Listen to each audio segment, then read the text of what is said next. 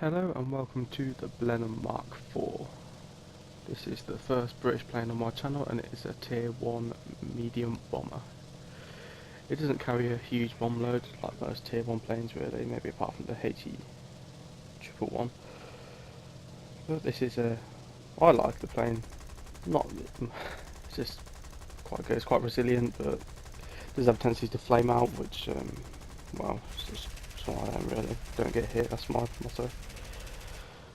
On this match I want to show the usefulness of a bomber. Some people criticise bombers in War Thunder. I don't agree with like the stratospheric height bombers, the one that fly to 20,000 feet and hide for the rest of the match trying to force a win or whatever.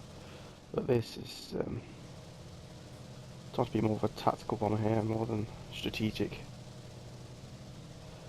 Looking for a light tank here, looking for the most valuable target. Only carries 4 250-pound bombs, which is about just over 100 kilos each, so it's not a very big bomb load, but it's good for taking out the low tier targets you may find, mainly light tanks and ground targets. It has got a forward firing machine gun in the case of one 7.62, but it's so far around the wing you might as well be in the factory, to be honest, but there is very little it can do. Although I do put it do some good use later. Dropped on the bombs now, it's one engine smoking, but it's not really a problem. The engines on this do last for quite a while, even quite badly damaged. Anyway, there's 2. Usually I go straight ground targets here, but there's 2 minutes generally to risk to be turning and losing speed. Right now I just want to get to the safety of my AA. Got heavy ground fire here, then there's an MC200 behind me now, so we switch to rear gunners to try and ward him off at least.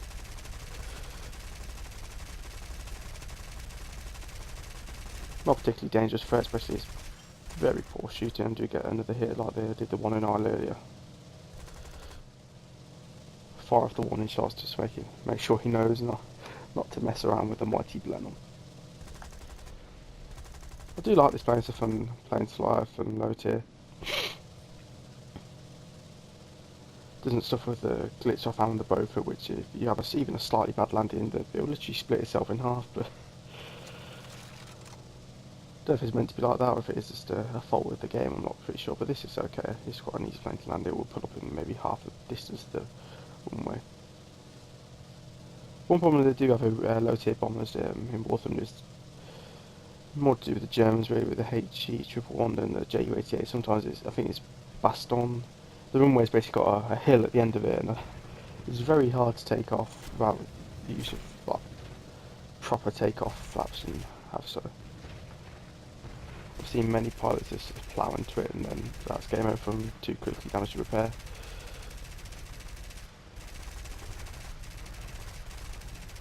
But because the runway is long enough, it's just that hill really. It's just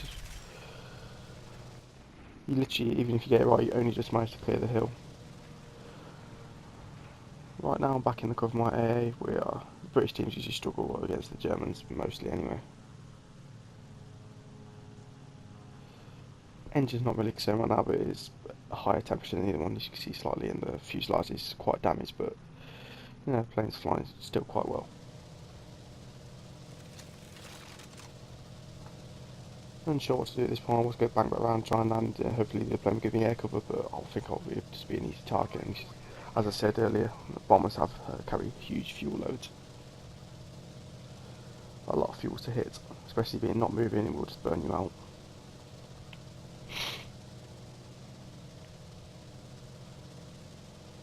Trying to drag the enemy plane over our airbase more just to give the plane trying to fight it some assistance maybe, or at least a distraction. I didn't want to land at this point because I didn't know if it was a Cannon Arm 109.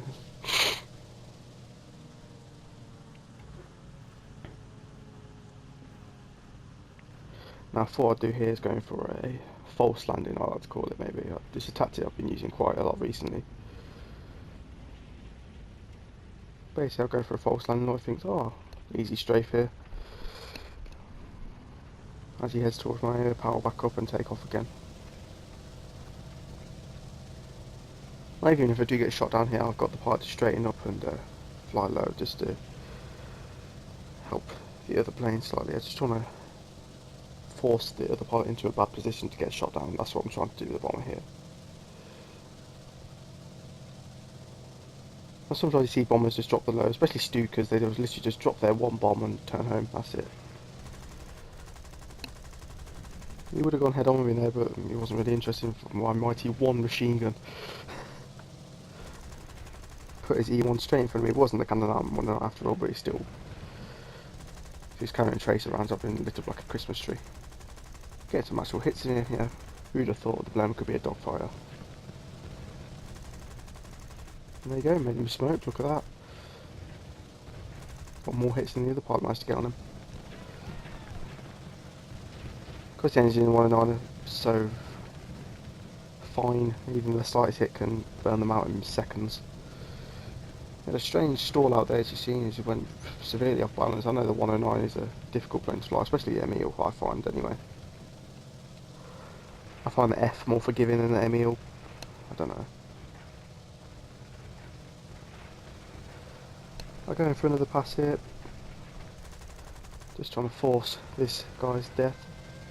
No, it is. That was the last kill of the match, and well done to the pilot there. Lucky he didn't get shot down. He was quite badly damaged. Anyway, thank you for watching. Cheers.